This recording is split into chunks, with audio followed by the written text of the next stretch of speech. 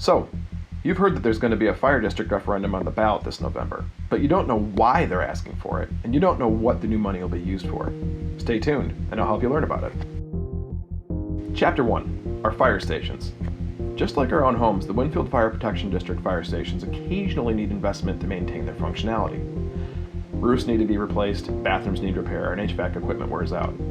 Although money is set aside each year in the budget for small maintenance and repairs projects, the projects that are needed cost now significantly more than what can be budgeted each year. At our main station, persistent roof leaks have caused structural roof damage. The roofing substructure needs to be repaired and a new roof membrane installed. Get this! Our current fire station does not have a fire detection or sprinkler system. When both crews are out on calls, there is often no one left at the station. In the event of a fire, in the fire station, there is no way for our fire department to be notified if there were a fire happening at their own station. Because our main fire station was built when there were only male volunteer firemen, there are no restroom or locker room facilities for the women who are now on staff, so our fire chief plans to have the station remodeled to provide appropriate restroom facilities for all of our staff. The South Station was built in the early 1980s as a backup station when we had volunteers responding to fires, so it was never built with the living space for staff who work 24-hour shifts. Because we now have 3 full-time staff living and working in that building at all times, we need to build a kitchen and sleeping space as well as update the restroom facilities so they meet modern building codes. The parking lot needs to be repaved, a new exhaust system needs to be installed in the truck garage to protect the health of the firemen who work there, and a modern communication system needs to be installed. Chapter 2. Our ambulances. Our fire district owns 2 ambulances and both are worn out. The average ambulance is designed to last 8 years in busy service. Our newest ambulance is 10 years old and our backup ambulance is 15 years old. Both have a lot of miles on them because we respond to over 1,400 medical calls per year. Our town has 2 very large hospitals, 4 long-term healthcare facilities, 4 schools, 2 kindergarten and daycare buildings, and about 300 businesses. Our ambulances need to be replaced, but with a replacement cost of $300,000 each, we need to pass a referendum to provide our first responders with the equipment that they need so they can do their job of protecting us when we are having a bad day. Fun fact, did you know that one of our ambulances has a fender that is held together by zip ties? Our other ambulance caught fire while hauling a patient who was having a heart attack to the hospital.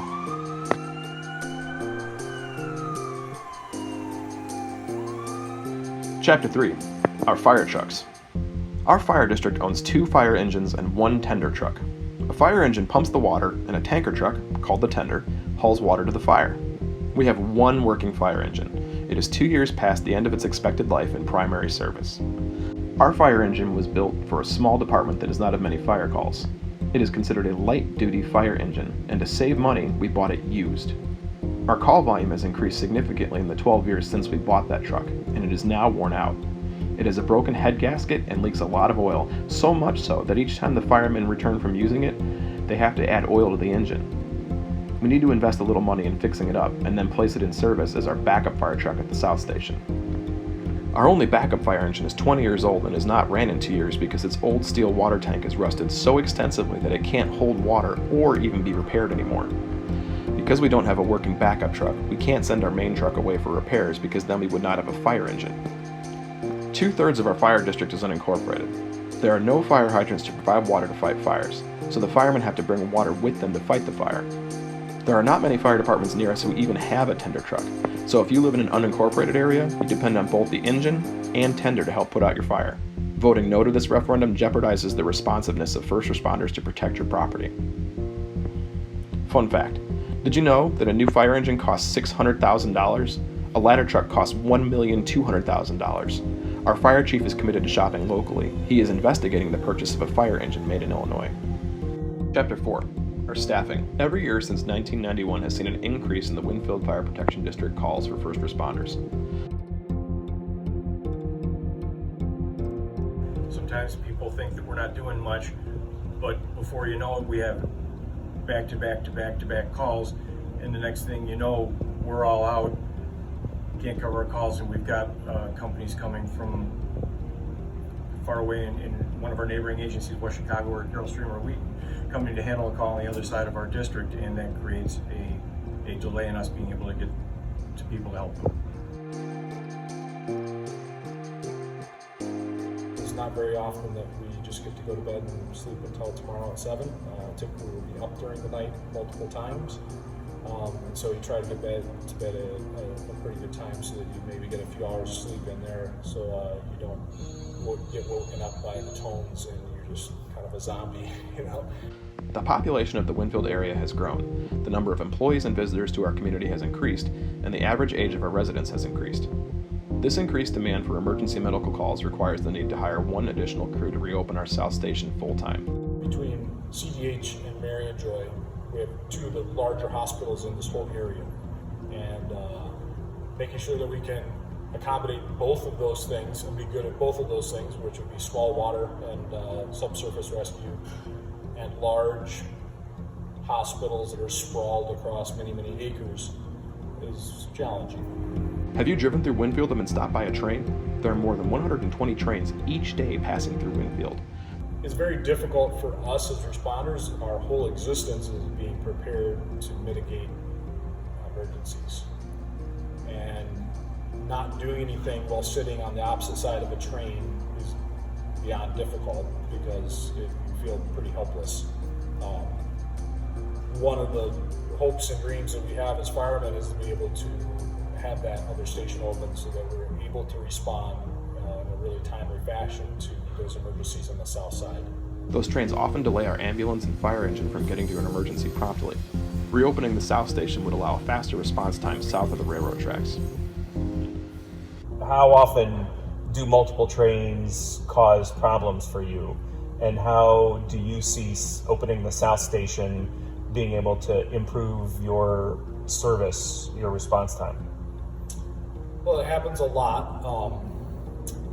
I think the last numbers we got from the UP was around 120 trains per shift for us, which would be 24 hours. So within that 24 hours, I'm sure it varies with how many trains per hour, depending upon the time of day. But often we'll have a very slow train or a stop train going into West Chicago Station. So I guess that would change a little bit. I'm sure everybody, if they live in town, know how often you sit by the train tracks and get stopped by a train that's barely moving. That's kind of a challenging thing for us. Fun fact, Winfield firemen and EMTs are among the lowest paid in the area compared to other fire department staff. This results in a high turnover rate and ends up costing our taxpayers a lot of money in training new staff each year. Once that new person is trained well, they leave us for nearby jobs that pay more because they are now more well trained. Our staff turnover rate is higher than our neighbors, which costs us money. Fit in all this. That may be a question people ask since their stations seem to be closer. They are a municipal fire department. They are not legally allowed to serve residents outside the village of Wheaton, unless of course they are providing mutual aid to assist another fire district. Winfield Fire Protection District is its own legal entity, a special government body that exists only to serve the property and life protection needs of its residents. Therefore, even if you lived across the street from a Wheaton fire station, if you're not in their village limits, you could not be reassigned to the Wheaton Fire Department. What is the true cost of the referendum? There have been 10 referendums requested since the tax cap in 1993, and none have been successful. The true cost comes down to what you want to pay to have fire protection services. Just today we had a call, and we were north of the tracks, and we were coming south, and there was two ways to get to the call. One, we would have had to go across the tracks, and it was faster, and the other one took about 6 to 7 minutes longer. And the time of day that it was, we chose to go the longer route because we knew for sure we would get there in a timely manner. That stuff happens on a weekly basis for us, if not a shift, per shift basis, so every 3 days. Under the current budget, if we as a community choose to do nothing, the fire department will become insolvent within about 2 years, and therefore the village of Winfield and the surrounding unincorporated areas will be absorbed by our neighboring fire protection districts. The county would assume any debt we as a village have, our district would be divided up and joined with other neighboring districts, and people's property tax bills would then be adjusted automatically. Even if we, the voters, vote to disband or consolidate the fire district, the same exact scenario would happen. Our homes would be reassigned to a neighboring district, and we would assume the tax rate that those districts pay. Our fire district operates at significantly lower rates than neighboring departments.